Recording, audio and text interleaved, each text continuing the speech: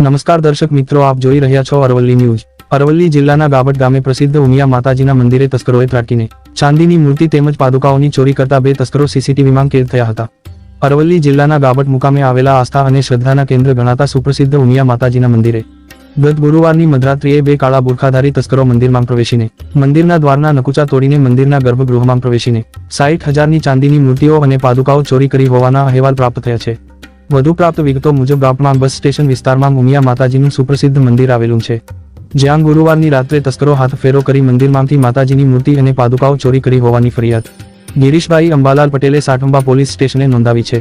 ફરિયાદમાં જણાવ્યા મુજબ ગાબટ ગામે આવેલા શ્રી ઉમિયા માતાજીના મંદિરે શુક્રવારે વહેલી સવારે મંદિરના કમ્પાઉન્ડમાં જ રહેતા પૂજારી કેશભાઈ જોશી મંદિરમાં સેવા પૂજા અને સાફ સફાઈ કરવા પહોંચ્યા ત્યારે તેમને મંદિરનો નકુચો તૂટેલો જોતાં તેમને મંદિરના વહીવટકર્તાઓને ચોરી થઈ હોવાની જાણ કરી હતી। મંદિરના વહીવટકર્તાઓ મંદિરે પહોંચી મંદિરની અંદર તપાસ કરતા ચાંદીના ઢોળવાળી 1500 ગ્રામ વજનની અંબે માતાજીની મૂર્તિની કિંમત 10,000 રૂપિયા તથા માતાજીની 700 ગ્રામ વજનની ચાંદીની પાદુકાઓ કિંમત 50,000 રૂપિયા મળીને કુલ 60,000 રૂપિયાના મુદ્દામાલની ચોરીની ફરિયાદ નોંધાવી હતી। 2 તસ્કરો દ્વારા મંદિરમાં પ્રવેશીને ચોરીને અંજામ આપીને ફરાર થતા હોવાની સમગ્ર ઘટના સીસીટીવી કેમેરામાં કેદ થઈ હતી। સાઠંબા પોલીસે અજાણ્યા ચોર ઇસમો સામે ચોરીનો ગુનો નોંધી આગળની કાર્યવાહી હાથ ધરી છે। વૈભવ રાઠોડ, અરવલ્લી ન્યૂઝ, મોડાસા।